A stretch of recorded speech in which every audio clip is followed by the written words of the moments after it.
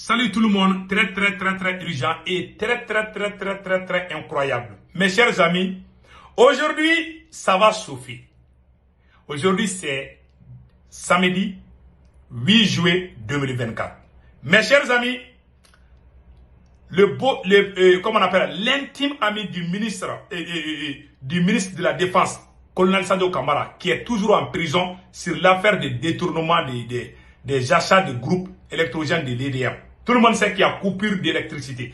Voilà les avocats de Lamine Seydou viennent de dire que c'est le ministre des Finances du Mali et l'intime ami du président Assimi Goïta qui doit être interpellé. Mais Assimi Goïta refuse catégoriquement que le ministre des Finances du Mali soit interpellé par la justice malienne. Voilà les problèmes. Voilà le vrai problème entre Sadio Kamara et Assimi Goïta. C'est l'un des problèmes. Il y a plusieurs problèmes. Il y a le côté pro-russe, anti-russe. Il y a plusieurs côtés. Il y a même les problèmes de copinage. Mais aujourd'hui, là, ça, c'est un autre dossier. Voilà ce qui est écrit. Ça ne vient pas de moi. Écoutons ça très bien, attentivement. Vous allez comprendre. Et l'histoire vient de me donner raison. EDM SA, accablé par une dette de plus de 200 milliards, peine à fournir une électricité stable, provoquant des coupures de plus de 12 heures par jour dans certains quartiers de Bamako. Traoré ainsi que plusieurs cadres de l'entreprise sont accusés de faux et usage faux, atteinte aux biens publics, détournement, enrichissement illicite et blanchissement d'argent. Un dossier farfelu et bancal. Les dossiers contre l'ancien ministre de l'énergie et l'intime ami du ministre de la Défense, Sadio Kamara, semble bancal à plusieurs égards. Premièrement, Lamine Seydou Traoré a démissionné de son poste de ministre des Mines et de l'Énergie en mai 2023, avant que les faits incriminés ne se produisent. Ensuite, lors de son arrestation en janvier, il a été convoqué alors qu'il déjeunait en famille, réfutant immédiatement les accusations selon lesquelles il aurait tenté de fuir. De plus, la garde à vue de l'ancien ministre Lamine Seydou Traoré a été jugée illégale car les inspecteurs l'ont détenu sans base légale apparente, cherchant des fonds dans sa maison de Torokorobougou sans mandat valide. Ils sont allés chez lui, ils l'ont arrêté. Ils l'ont accusé. Mais les faits qu'on lui reproche, ça s'est passé après son départ en tant que ministre de l'énergie. Qui a volé l'argent? Écoutons ça très bien.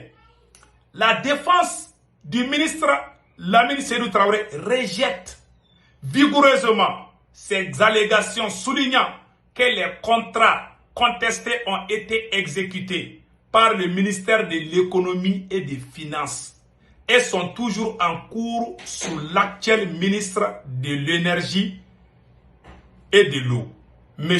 Mamadou Keïta, l'avocat de Traoré, affirme que la justice malienne cherche des boucs émissaires dans cette affaire complexe de malversation.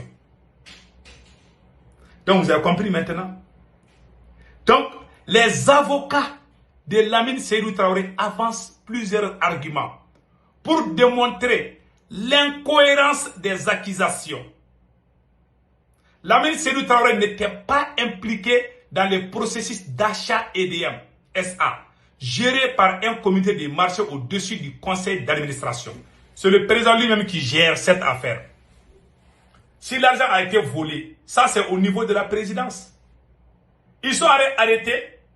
C'est pour cela, quand on dit qu'il y a problème entre les militaires, le ministre de la Défense, parce que chaque militaire a son protégé dans cette transition. Lui, son protégé et son intime ami a été arrêté par la justice malienne. Mais la vraie vérité est que le ministre des Finances, qui est l'intime ami du président Assimi Goïta, est le vrai voleur et le vrai faux type, d'après ce que les avocats ont dit ici. Mais Assimi Goïta a refusé de livrer son intime ami Mais il a arrêté l'intime ami de son camarade, colonel Sadio Kamara, ministre de la Défense. Voilà, tous les problèmes ont commencé depuis là-bas. Pourquoi ils ont arrêté Lamine Seydou? En décembre 2022, colonel Sadio Kamara a appelé Assimi et certains militaires pour leur dire d'arrêter de courtiser les filles. Les concubinasses, d'arrêter tout. Car ce n'est pas du tout professionnel dans un travail. Voilà, ils sont fâchés. Ils ont comploté pour arrêter Lamine Seydou, pour faire du mal au colonel Sadio Kamara. Mais il s'avère que c'est l'ami même de Assimi Goïta qui est le voleur. Mais Assimi Goïta refuse qu'il soit arrêté. Qui est cet homme? C'est le ministre des Finances, Al-Hussein. Voilà sa photo. Moi, je ne cache pas mes mots. Hein. Voilà Al-Hussein. Voilà, le plus grand voleur du Mali. C'est le ministre des Finances du Mali, Al-Hussein. C'est lui qui allait négocier avec la Banque mondiale. C'est lui tous les problèmes de la transition là. Il est l'un des problèmes. Il y a Modibo Koné. Ils sont 4 personnes qui sont les vrais dangers pour la transition. Il y a lui, le ministre des Finances. Il y a colonel Ablaye Maïga. Colonel Modibo Koné, le chef des services de renseignement. Et leur copine, celle qui fait la pluie et le beau temps. Voilà les accusations. On avance. L'accusation, voilà. L'accusation repose sur une copie de contrat joint sur une lettre signée avant la date de création du contrat. Ça, c'est 2. 3. Le contrat qualifié de faux a été validé et payé par le ministre de l'économie et des finances. Le contrat dont il parle que le contrat est faux là. Ils ont arrêté le ministre de l'énergie, mais c'est le ministre des finances qui a signé le contrat. C'est lui qui a l'argent. Mais ils n'ont pas arrêté ces derniers. Quelle injustice. Ce sont les avocats de Lamine Seydou, l'intime ami du colonel Sadio Kamara, le ministre de la Défense. Donc vous voyez ce qui se passe au Mali. 5e mois. Aucun préjudice n'a été subi par l'État. Les livraisons ont été effectuées conformément à l'offre technique. Ça, c'est 4. 5. L'absence de certains documents techniques n'invalide pas le contrat. 6. La procédure a été entachée d'irrégularités, notamment une garde à vue illégale. Ils ont arrêté les gars là illégalement. Voilà ce que les avocats ont dit.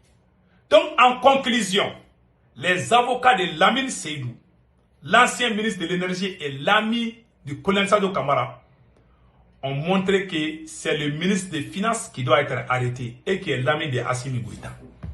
Voilà la tension au sein de la transition malienne. Assimi Goïta veut que tout le monde dise que la justice là ne blague pas. Hein. Il va arrêter les protégés de ses camarades militaires. Mais quand lui, ses protégés là sont impliqués, il ne veut pas qu'ils soient arrêtés. Donc Assimi Goïta a pris la justice malienne en otage. Quand il dit ça, il y a des gens qui ne comprennent pas. Hein. Il y a des gens qui sont toujours amoureux de Assimi. Ah non, il ne faut pas dire ça, il ne faut pas. Il y en a qui veulent qu'on suive Assimi comme des moutons. Même si Assimi dit qu'il a vu Dieu là, il y a des gens qui vont dire qu'ils vont jurer que c'est vrai. Il a vu, il a vu.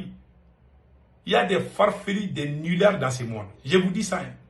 Moi, je n'ai aucun intérêt de mentir. Ce qui a été dit, ça ne vient pas de moi. C'est écrit ici. Voilà là, voilà. Et pire encore, notre camarade qui a été emprisonné. Qui s'appelle Abdelkader Maïga. C'est ce dossier qu'il voulait parler. Il ne veut pas que les gens parlent. Au Mali, quand il parle, il faut chanter les louanges de Assimi. Sinon, il va en prison. C'est devenu la dictature, c'est devenu une dictature incroyable. Voilà la conclusion. Aujourd'hui, la vérité est là.